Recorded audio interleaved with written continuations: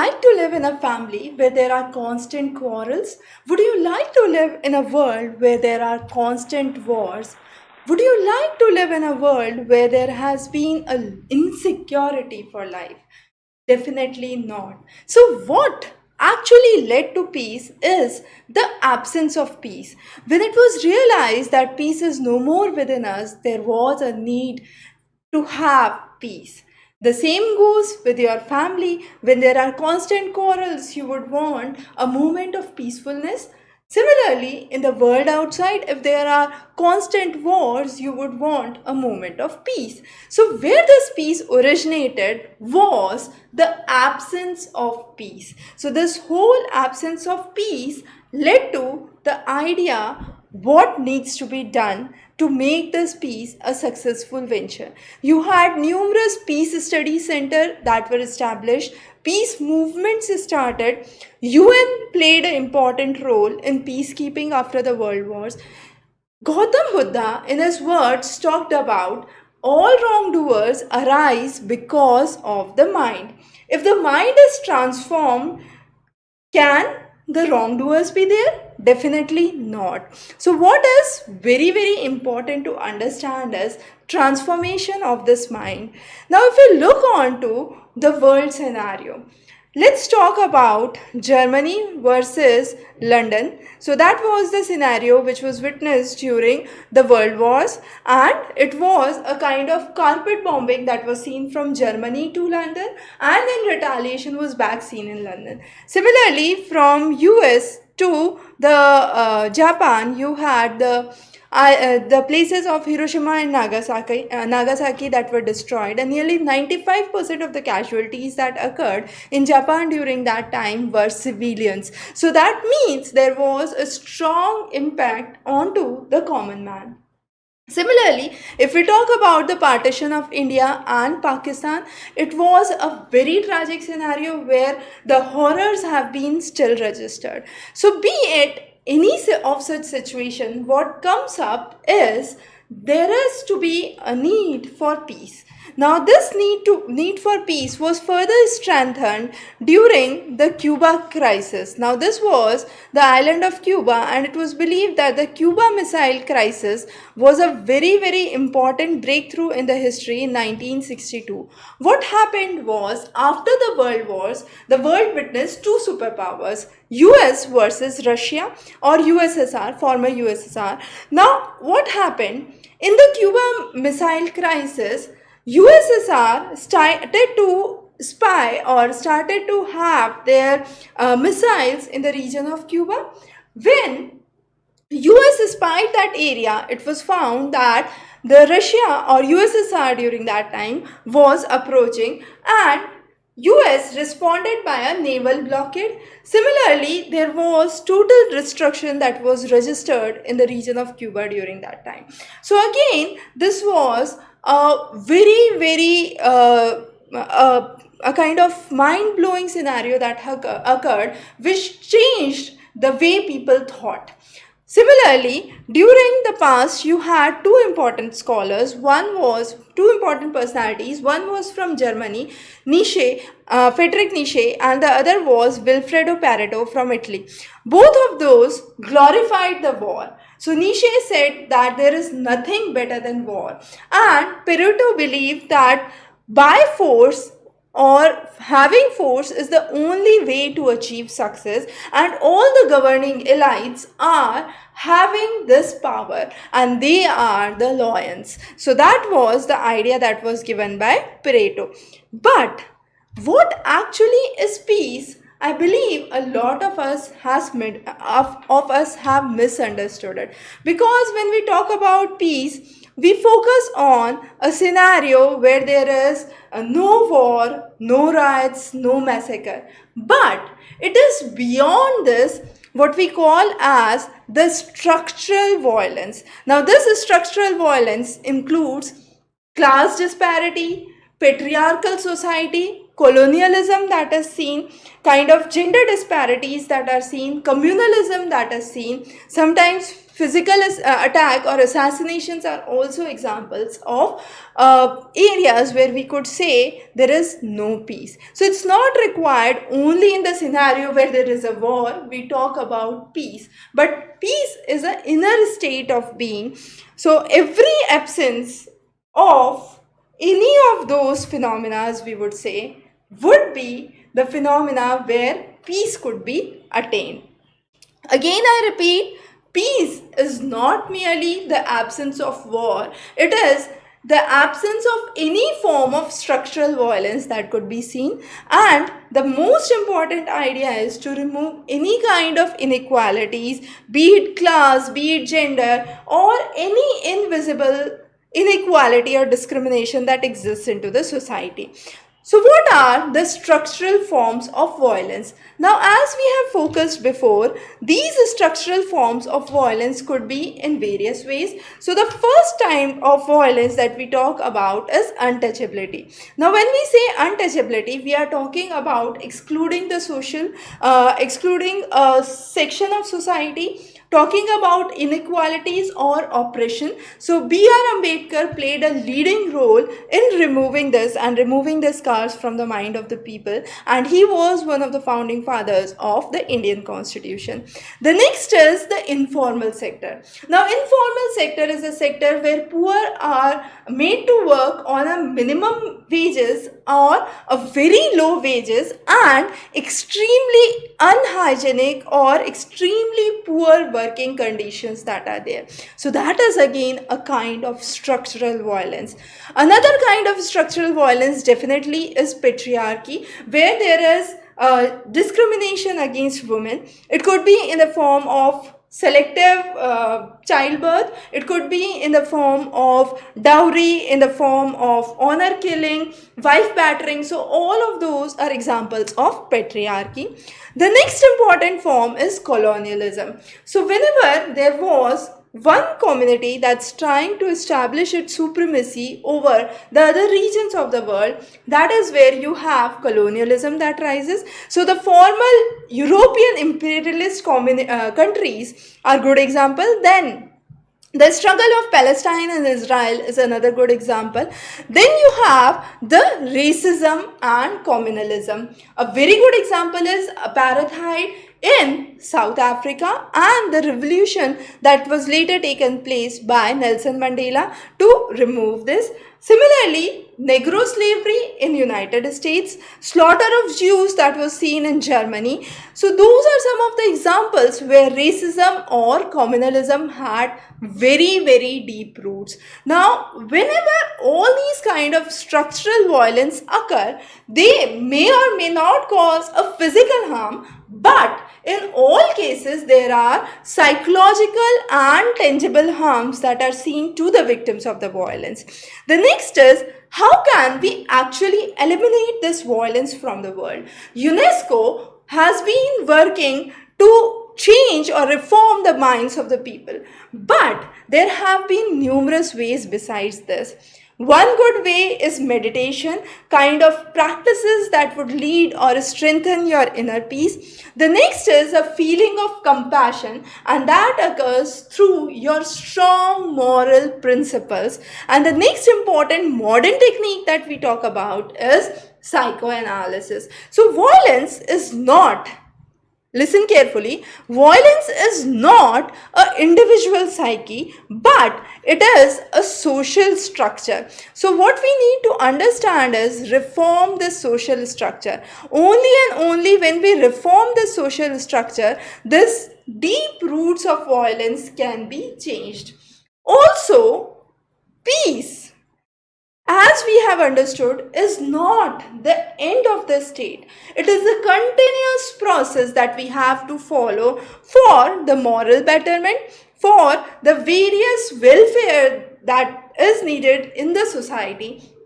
And to strengthen this idea to eliminate violence, there was the Nobel Peace Prize that was started. And the whole idea of Nobel Peace Prize was to bring all kind of violence at curb, be it the violence due to war or riots, or be it any kind of structural violence that existed into the society. So Mother Teresa is one of the good examples where we say Nobel Peace Prize was given to her. Another very interesting question comes into the mind is violence a prelude to peace?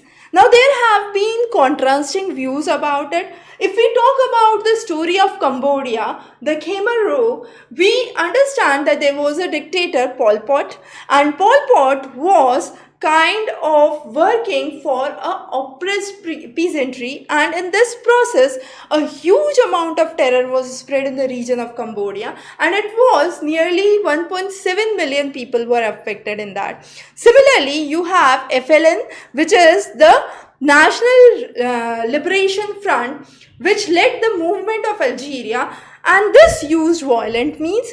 But ultimately the roots of this violence turned negative, and it degenerated into, we could say, authoritarianism and later on Islamic fundamentalism.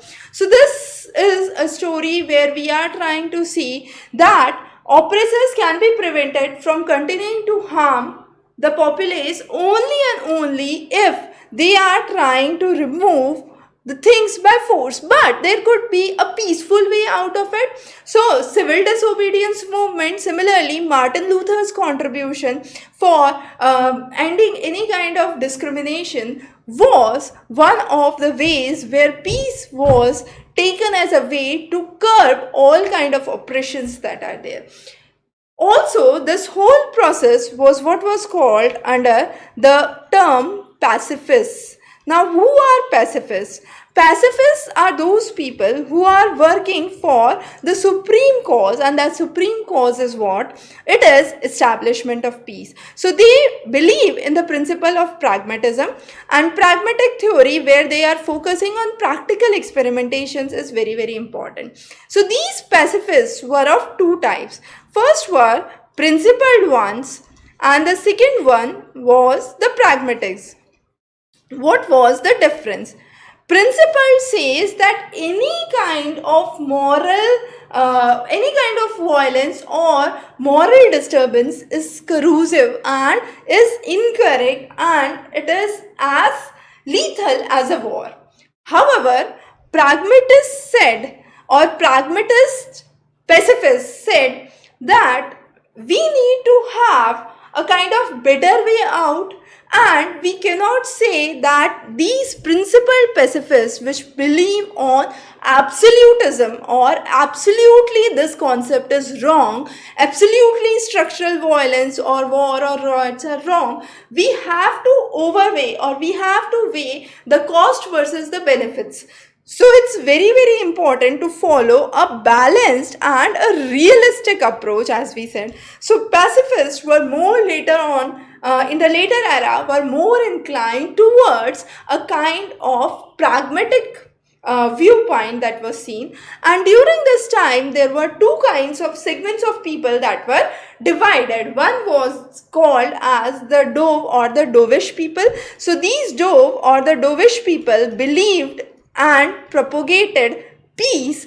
On the other hand, the others were called as hawks or warmongers, and these warmongers were those who basically focused on war. So there was a kind of balance that needs to be established between the two. However, when we talk about the strategies of peace to curb violence, the name of Mahatma Gandhi is no doubt very, very important.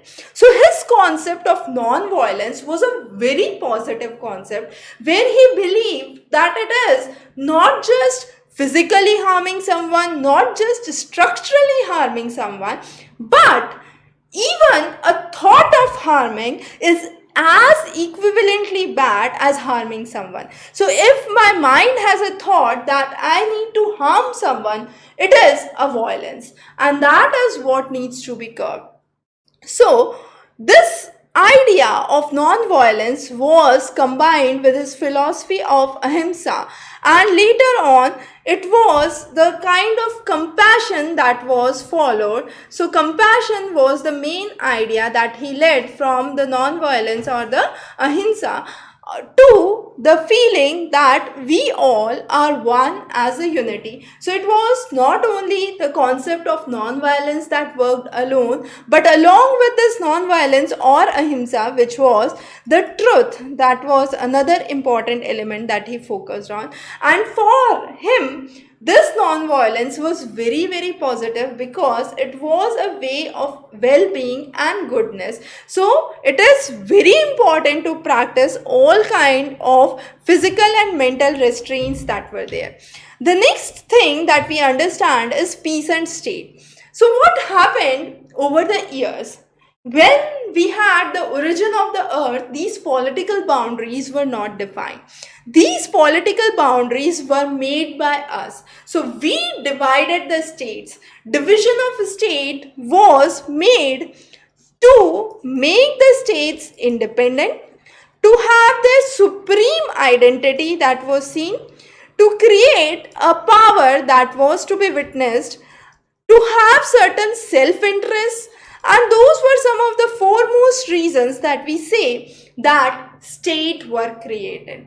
But again, a very, very important idea was that state would use force only in case there was external aggression, but again, internal oppressions, internal revolts also made state to use force.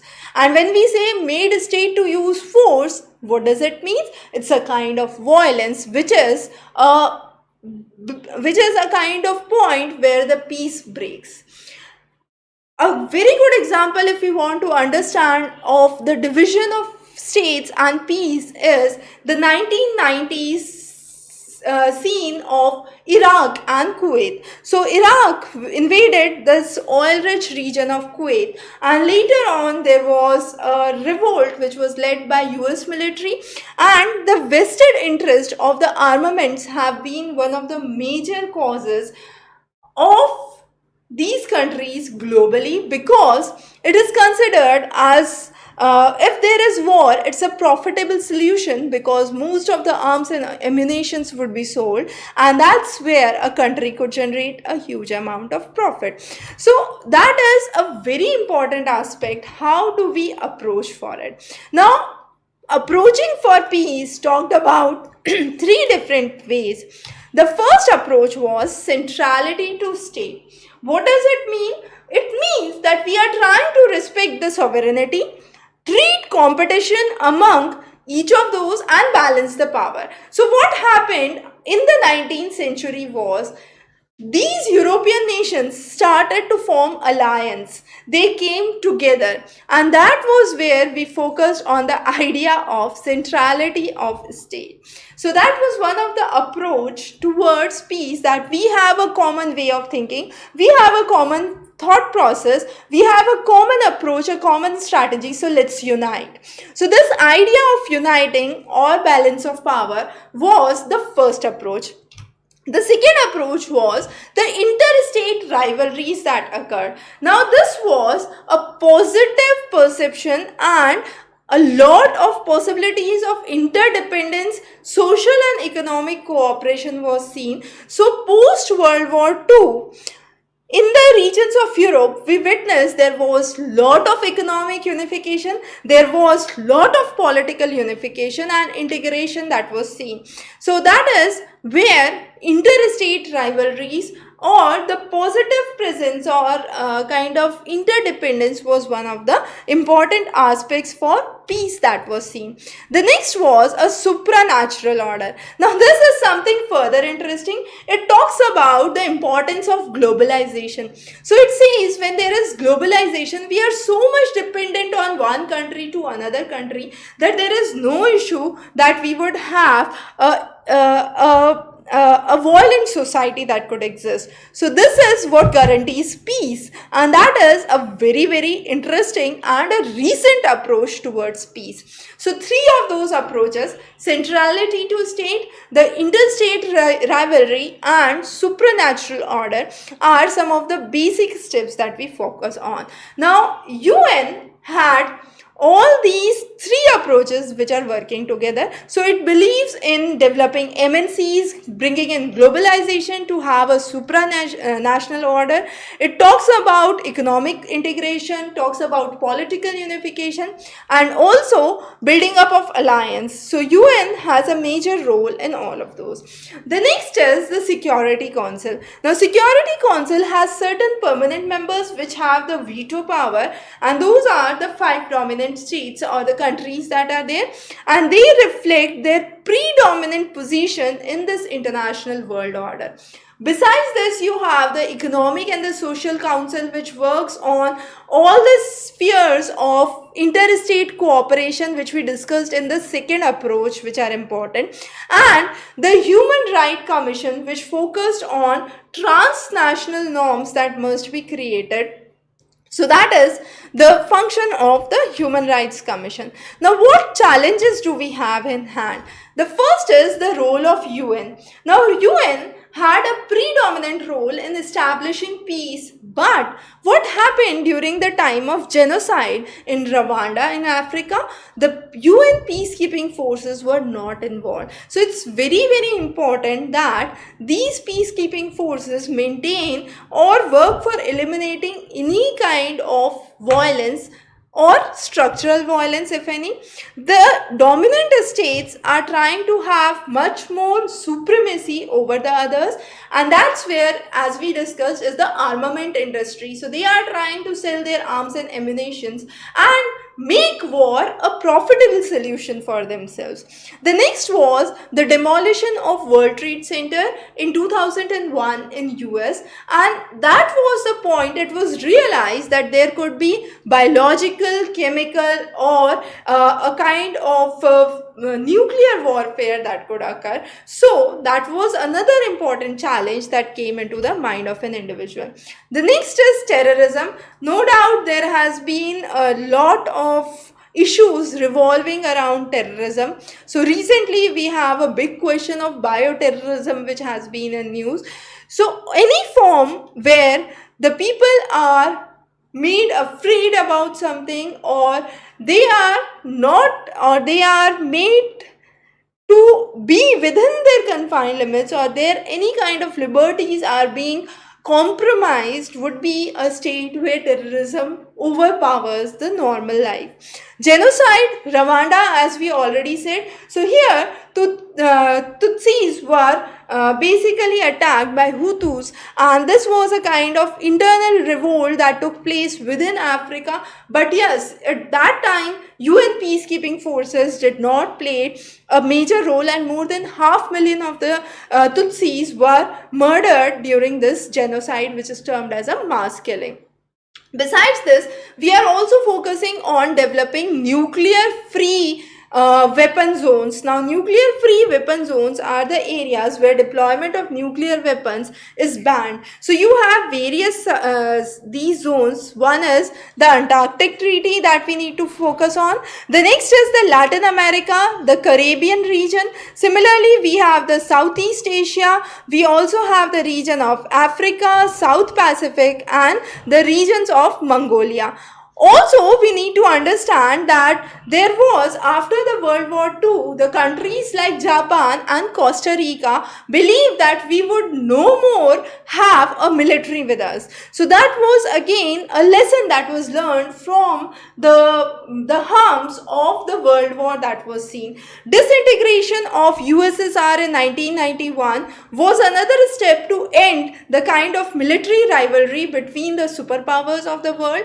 And then, as we said, all these are incomplete without which, if we don't focus on the issue of peace. So peace, bringing up peace movements, talking about peace studies, or the centers where peace could be propagated. These could be through spiritual leaders, these could be through political leaders, or these could be through individuals as it is. But there has to be a social structural change. So in this section, we focused on what is peace. It is not just moving against or the war or a violent scenario or a massacre, but also any kind of structural violence. We talked about the various types of structural violence and the approaches to peace, and how over the years division of states occurred, and these political boundaries which were created for self-interest were one of the reasons where the peace was demolished. And later on, most of the nations found that war is a profitable solution for selling their armaments, and that was again one of the reasons where